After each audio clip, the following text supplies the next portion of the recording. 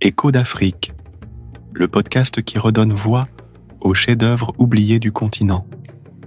Aujourd'hui, cap sur le sud-est de la Tanzanie et le nord du Mozambique, au cœur des terres où sont nées les fascinantes sculptures en pierre des Makonde. Ce peuple d'artisans sculpte la matière avec une maîtrise ancestrale.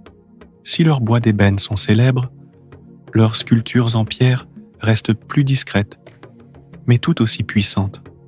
Taillées dans le calcaire, la serpentine ou la stéatite, elles racontent des récits d'identité, de spiritualité et de mémoire collective.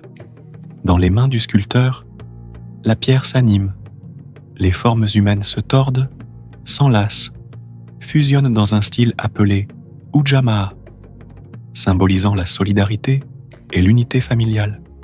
Chaque courbe traduit une pensée, chaque creux murmure un secret hérité des ancêtres. Mais les œuvres Makonde ne sont pas que symboles esthétiques, elles sont aussi des résistances silencieuses. Durant la colonisation, ces sculptures ont incarné une affirmation culturelle, un refus de disparaître. L'artiste devenait alors gardien de l'âme Makonde.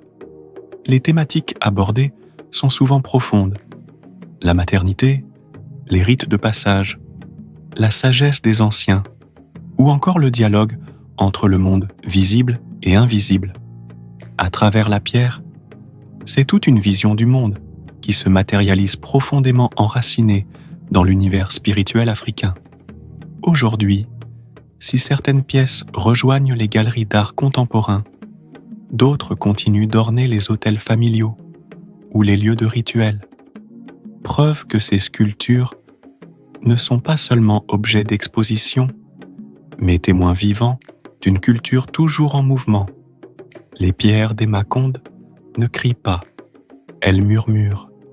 Elles racontent avec pudeur et intensité l'histoire d'un peuple dont la mémoire se grave à même la matière.